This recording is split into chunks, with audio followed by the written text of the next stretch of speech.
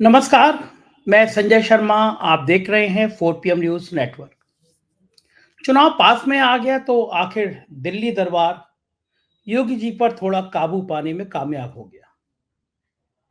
महीनों से योगी आदित्यनाथ जिद लगाए बैठे थे कि वो ओपी राजभर को मंत्री नहीं बनाएंगे।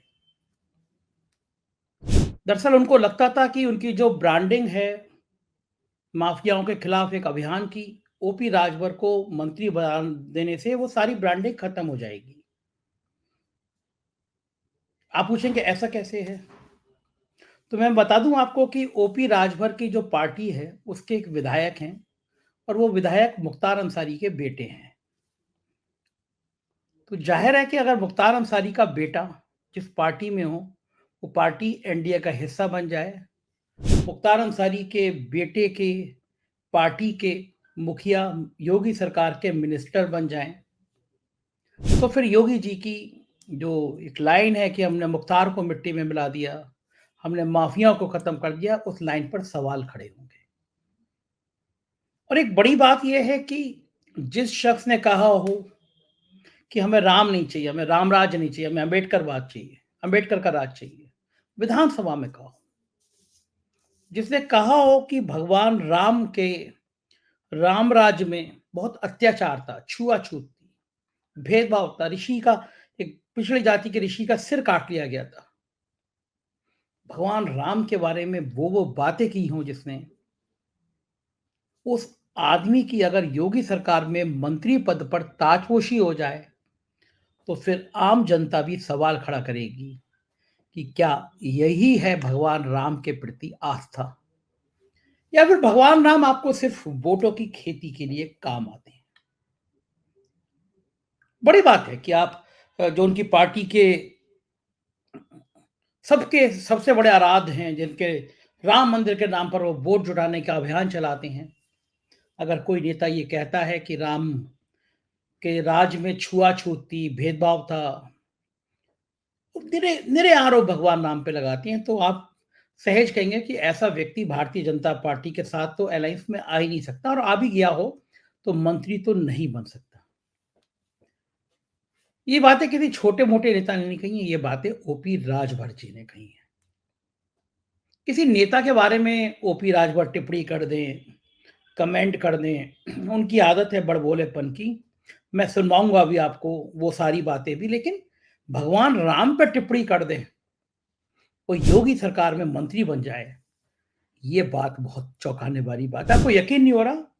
मैं सुनवाता हूँ आपको क्या कहा था ओपी राजभर ने भगवान राम के बारे में। ओम प्रकाश राजभर विरोध करता है। हमको राम राज नहीं चाहिए, हमको अम्बेडकरवाद चाहिए। कि मैं यहाँ नहीं, विधानसभा के अंदर बोला हूँ और खुले मंच से बोलता हूँ कि मुझे राम को तुम ले लो, बीजेपी के लोगों, राम को तुम ले लो, हमको राज दे दो। हमको राम नहीं चाहिए। राम के राज में शंभुक ऋषि का गर्दन काटा, राम के राज में छुआछूत, ऊंच नीच नफरत था, राम के राज में अगड़ा पिछड़ा था, जातिवाद था, छुआछूत था। ऐसा राम नहीं चाहिए मुझे। मुझे वो अम्बेडकर चाहिए जिसके संविधान में समता, स्वतंत्रता, बंधुत्व और न्याय है, जिसमें सबको समान अधिकार है। ऐसा मुझे चाहिए। सुना आपने, राजभर जी भगवान राम के बारे में जिन शब्दों का बखान कर रहे हैं, राम राज की जिस तरह से धज्जियां उड़ा रहे हैं, क्या आप कल्पना कर सकते हैं कि भारतीय जनता पार्टी ऐसे शख्स को मंत्री बना सकती है? लेकिन अमित शाह जी चाहते थे कि ओपी राजभर मंत्री बनाए जाएं, और योगी आदित्यनाथ किसी कीमत पर ओपी राजभर को मंत्री बनाने को तैयार नहीं थे। उनको पता था कि जैसे ही ओपी राजभर मंत्री बनेंगे तो सवाल उठेंगे कि मुख्तार अंसारी के प्रति योगी की जो धारणाएं थी क्या वो बदल गई? नहीं बदली तो मुख्तार अंसारी के से जेल में मिलने वाले, मुख्तार अंसारी को अपना दोस्त बताने वाले, उनके बेटे को विधायक बनाने वाले ओपी राजभर योगी के मंत्री कैसे बन सकते हैं? आप खुद बताइए। कोई एनडीए की बड़ी बैठक हो, मुख्तार जी अंसारी का बेटा जेल से निकल के आ गया हो, तो उस मंच पर योगी आदित्यनाथ भी होंगे और मुख्तार अंसारी का बेटा भी होगा, क्योंकि दोनों एनडीए का हिस्सा है। तो ये सारी नाटक की बातें किसके लिए हैं? ये जो डायलॉग भरी बातें किसके लिए हैं? वो जनता को गुमराह करने के लिए। मजे की बात यह मुख्तार अंसारी के बेटा जिस पार्टी में वो एनडीए का हिस्सा है, और मुख्तार अंसारी के जो चाचा हैं अफजाल अंसारी, वो समाजवादी पार्टी से गाजीपुर से चुनाव लड़ रहे हैं। यानी एक ही परिवार के एक सदस्य एनडीए का हिस्सा और एक ही परिवार के एक सदस्य इंडिया गठबंधन का हिस्सा। ऐसी ऐसी बातें करी थी ओपी राजभर जी ने। मुझसे इंटरव्यू में कहा था कि वो माफिया डॉन ब्रजेश सिंह से मिलने रक्षा मंत्री राजनाथ सिंह उनके साथ जेल में गए थे। चौंकाने वाली बात थी, क्योंकि ब्रजेश सिंह यूपी के सबसे बड़े डॉन में माने जाते हैं, बनारस के हैं। भारतीय जनता पार्टी का एक धड़ा उनको टिकट दिलाने की पैरवी कर रहा था, उनके भतीजे को जौनपुर से लड़ाने की पैरवी कर रहा था, लेकिन बात बनी नहीं। अब ये ओपी राजभर कह रहे हैं कि राजनाथ सिंह जैसा शख्स ओपी राजभर के साथ ब्रजेश सिंह से मिलने, डील करने जेल में गया था।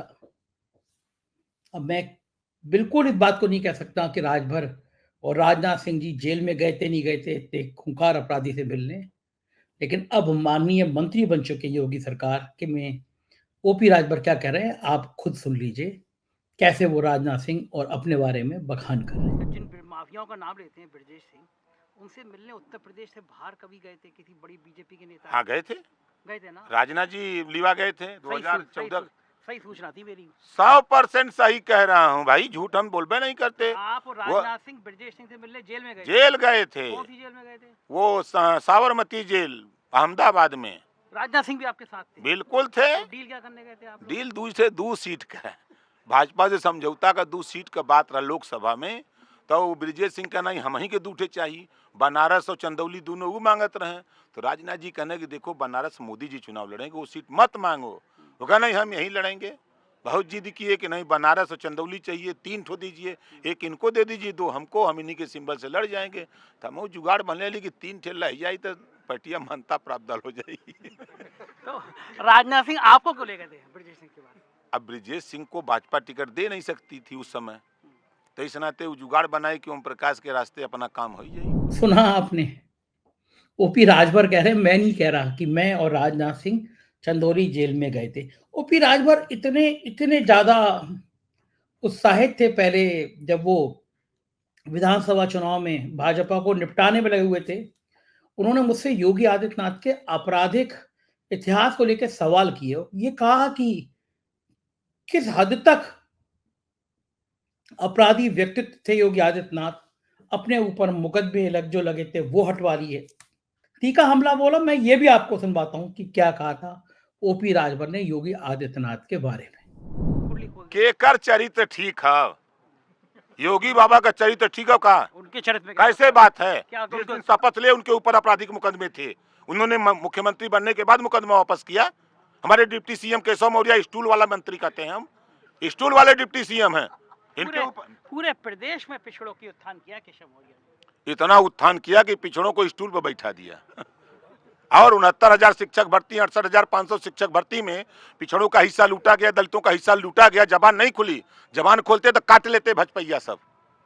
पिछड़ों के जितने नेता हैं, दलितों के सब लोडर हैं वहाँ, किसी की कुबत नहीं कोई बोल दे।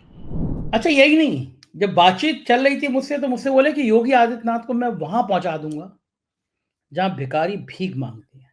मैंने उनसे कहा भी, मैं कहा ज्यादा बोल रहे ओपी राजभर जी। बोले नहीं ज्यादा नहीं बोल रहा हूं। मैंने कहा भी उनके पास बुलडोजर है, बोले मेरे पास पोपलेंट है, मैं ज्यादा तेज कर दूंगा। मैं चाहता हूं ये हिस्सा भी आप सुन लीजिए, क्या कहते हैं राजभर, कहां पहुंचाना चाहते हैं योगी आदित्यनाथ को, और फिर मैं आपसे विमर्श करता हूं कि हम योगी सरकार को सत्ता से बेदखल करूंगा और योगी जी को वहां पहुंचाऊंगा जहां भीख मांगने की ट्रेनिंग दी जाती है। बड़ा तीखा बयान है, कुछ ज्यादा ही तीखा बयान है ये तो। हम जो कहता हूँ सच कहता हूँ, सीना ठोक के कहता हूँ, और कभी मैं गलत न बोला हूँ, न गलत करता हूँ, न करने की किसी को सलाह देता हूँ। ऊपर हेलीकॉप्टर से बुलडोजर दिखा रहे हैं, अगला नंबर आपका है। हमारे पास पोपलैंड है। हम उसी पर उनका बुलडोजर लाद लेंगे।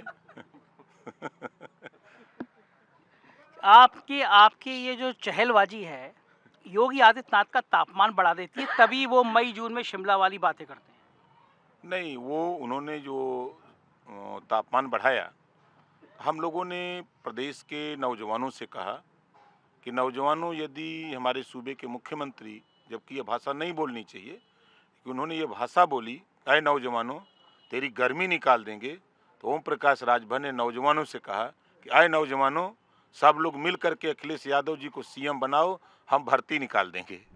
अब आप मुझे बताइए कि जो शख्स इस तरह की बातें करता हो योगी आदित्यनाथ के लिए, भारतीय जनता पार्टी के लिए, उस शख्स को मजबूरी में योगी आदित्यनाथ ने कैबिनेट मंत्री बनाने की मंजूरी दी, क्योंकि अमित शाह का दबाव था। उनको लग रहा था कि लोकसभा चुनाव में उत्तर प्रदेश में गाड़ी फंस रही है। पूर्वांचल की 7-8 सीटों पर राजभर वोट 15% के आसपास है, और यही वोट बैंक की चाहत अमित शाह को भारतीय जनता पार्टी के केंद्रीय नेतृत्व की थी। योगी आदित्यनाथ महीनों से इस विस्तार को टाल रहे थे, लेकिन अब बात बनी नहीं। योगी आदित्यनाथ पे बहुत दबाव बनाया गया और योगी आदित्यनाथ को मंत्रिमंडल में ओपी राजभर को शामिल करना पड़ा। देखना ये होगा कि ओपी राजभर कितने कंट्रोल में रहते हैं।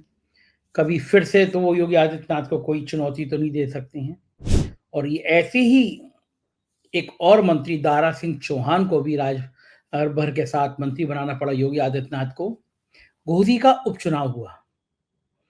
दारा सिंह चौहान भी गजब के आदमी है, कभी बसपा में रहते हैं, कभी सपा में रहते हैं, कभी भाजपा में रहते हैं। 2022 से पहले लगा कि अखिलेश की सरकार आ जाएगी, लपक के सपा में चले गए, विधायक बन गए। सरकार नहीं आई तो फिर भाजपा में आ गए, इस्तीफा दिया कि घोसी से मैं चुनाव जीत जाऊंगा। घोसी से चुनाव लड़ने पहुंच गए। तब भी बताया जाता है कि योगी आदित्यनाथ का मन नहीं था कि उनको टिकट दिया जाए, लेकिन वो लड़ने पहुंच गए। अमित शाह जी ने कमान संभाली चुनाव की। दोनों डिप्टी सीएम लगातार 15-20 दिन तक वहां कैंप किए रहे। बताया जाता 3000 से ज्यादा आरएसएस के कार्यकर्ता जुटाए गए। 15-20 मंत्रियों की ड्यूटी लगाई गई, 50 से ज्यादा विधायक लगे, और वहां के लोग बताते हैं 20 करोड़ से ज्यादा खर्च किया गया घोसी में। अल्पसंख्यक लोगों को घरों से निकलने नहीं दिया गया, लठियाया गया उनको। तो वोट परसेंटेज कम हुआ। बावजूद इसके कि दारा सिंह चौहान पिछड़ी जाति से आते हैं, वो भाजपा के प्रत्याशी थे। मायावती ने खड़ा नहीं किया था प्रत्याशी। हर बार की तरह मायावती को लगता था कि दलित वोट जो है वो भाजपा में चला जाएगा, सपा नहीं जीतनी चाहिए। और समाजवादी पार्टी ने वहां ठाकुर प्रत्याशी खड़ा किया था। तो लोग कह रहे थे ऊंची जाति के लोग तो जाएंगे नहीं समाजवादी पार्टी में, लेकिन अप्रत्याशित रूप से ठाकुर समेत ऊंची जाति के बहुत बड़ा वर्ग गया समाजवादी पार्टी में, दलित चले गए। नतीजा ये हुआ कि इतने कम परसेंट के बावजूद भी 42,000 से ज्यादा वोटों से जीत हासिल करी समाजवादी पार्टी ने। इस जीत ने बेचैन कर दिया मोदी को, अमित शाह को, कि क्या उत्तर प्रदेश का तापमान बदल रहा है। तब ये रणनीति बनी, अगर राजभर हैं, दारा सिंह चौहान की जाति है, ऐसी जातियों को हम इकट्ठा नहीं करेंगे तो मामला बिगड़ सकता है। तो लिहाजा एक बहुत ज्यादा इंतजार था जिस बात का ओपी राजभर को मंत्री बनने का, वो चाहत पूरी हो गई, लेकिन नैतिकता कहाँ बची, भगवान राम के प्रति प्यार कहाँ बचा। जो व्यक्ति भगवान राम के प्रति इतने अपशब्द बोल रहा हो, वो योगी सरकार में मंत्री हो। मुख्तार अंसारी का बेटा जिस पार्टी में, वो पार्टी का मुखिया मंत्री हो। फिर किस दूसरी पार्टी के प्रति आप क्या नैतिकता की बातें करेंगे, क्या उन पे सवाल उठाएंगे। जब आपका खुद का दामन इतना दागदार हो तो दूसरे पे सवाल उठाना बेमानी है। मुझे लगता है कि योगी आदित्यनाथ को इस बात का बड़ा दर्द होगा कि मजबूरी में उनको ऐसे लोगों को मंत्री बनाना पड़ा जिन्हें वो बिल्कुल नहीं चाहते थे। लेकिन यही राजनीति है। जितनी बातें मैंने आपसे कही, इतनी बात गोदी मीडिया का कोई चैनल, कोई अखबार आपको बताएगा नहीं। किसी की हिम्मत नहीं है, सब सत्ता की चाकरी करते हैं। हमारा काम है सच दिखाना, वो हम दिखाते हैं। आपसे रिक्वेस्ट है चैनल को ज्वाइन करें, सब्सक्राइब करें। आपका अपना चैनल है, इसको प्यार दीजिएगा, प्यार बनाए रखिएगा। शुक्रिया, थैंक यू।